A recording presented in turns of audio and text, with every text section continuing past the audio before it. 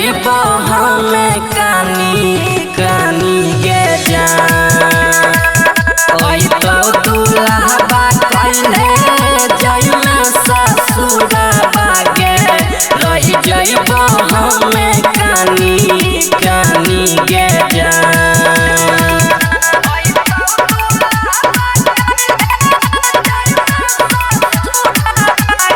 Sachin recording studio Saharsa.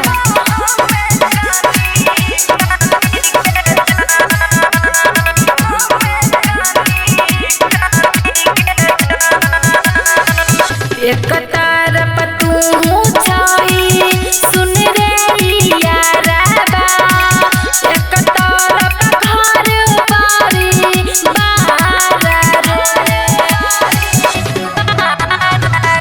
यो मजबूर हम ता सुन रे मजनुआ रख परतई पापक पगड़ी के लाज रे दीवाना के ढूके लगतो सोसिया गे जान ओई तो दुल्हा कइले जइमे ससुरबा गे रही जइबो हमें कानी कानी गे जान ओई तो दुल्हा कइले जइमे ससुरबा गे रही जइबो हमें कानी कानी गे जान।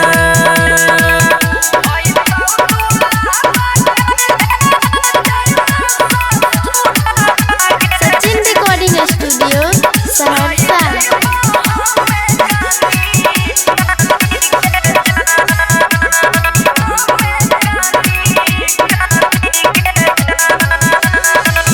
ये नकिए बोलै छही सुन रे मजनुआ तोरे में बसल छै परान